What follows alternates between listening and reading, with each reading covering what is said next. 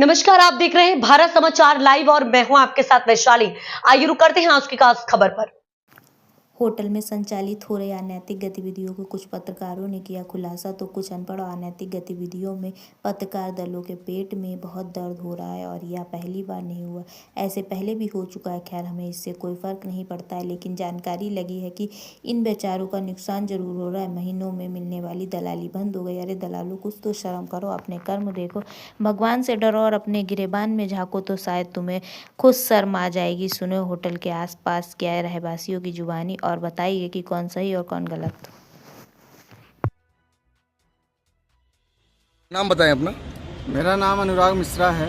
आज आप यहाँ समान थाना आए हैं, क्या समस्या लेके आए हैं? सर, समस्या इस प्रकार की है कि हमारे मोहल्ले में होटल चल रहा है लाज छोटा सा। किस नाम से? एंजल गेस्ट हाउस और ये रीवा इनके नाम से है। हाँ।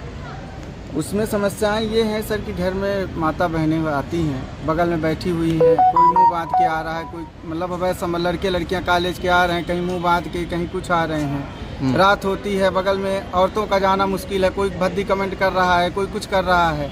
हम लोग दुर्दशा रोए तो रोए किससे? बगल में प्लाट आप जाके देखेंगे, एक प्लाट छोटा सा खाली है, उसमें आप कुछ नहीं तो कम से कम अगर जेसीबी मंगवा के देखेंगे तो आधी टालिस ऊपर तो आपको कोरेक्स, सीसी, कंडोम, मतलब ये सारी चीज़ें वहीं बगल में कचरा करके फेंक के रखे हैं। और 5 फीट की रोड है, 10 फीट की।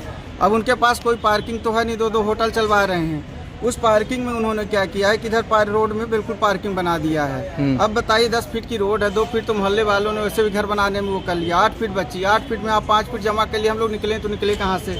निकलते हैं नहीं तो ये बताइए कि समस्या रोड की है कि जो अनैतिक कार्य हो रहे होटल में उसकी? मुझे तीनों समस्या है। रोड की भी समस्या है, जो अनैतिक कार्य होते हैं वहाँ पे सुबह शाम दोपहर 24 घंटे, आप समझिए हर 2 घंटे 3 घंटे में कोई मुंह बात के लड़की आ रही है, कोई लड़का लेके आ रहा है गाड़ी में।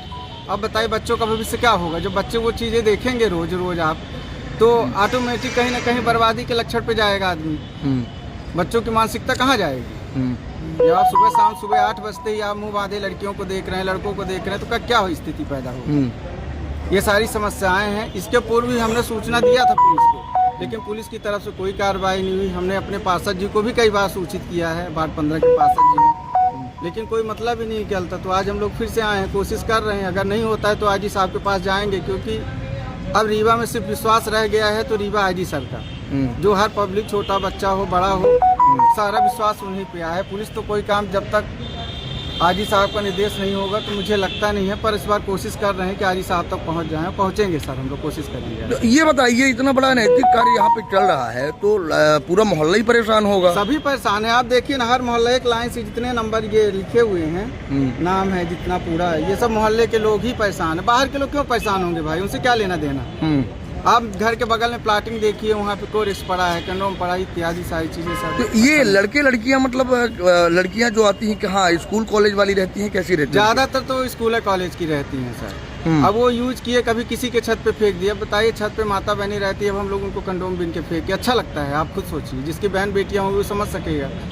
अब जिसके नहीं है वो समझे या ना समझे पता नहीं, पर मुझे तो नहीं अच्छा लगता कि हम लोग अब कंडोम बिनते फिरें घर के, कभी छत में, कभी दरवाजे पे, रोड पे निकलेंगे, रोड पे पड़ा है। अभी आप जाके चेक कर लीजिए, मिल जाएगा आपको ऐसी। तो ये बताइए, आज यहाँ आप समान थाना आए हैं, क्या आश्वासन मिला यहाँ से?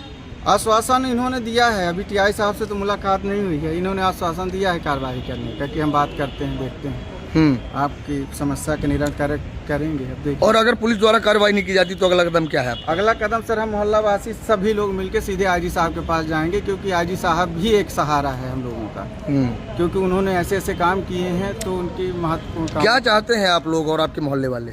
हम लोग यही चाहते हैं किसी तरह या तो ये गतिविधियाँ बंद हो, वो होटल वहाँ से वो अपना जो भी करें, होटल बंद कराएं, या तो आपको यही काम करना है तो आप सामने से खुलवाइए, पार्किंग दीजिए। हम लोगों घर की तरफ से कोई मतलब न रखा जाए ऐसी कृत्यों का, जो असामाजिक तत्व आते हैं।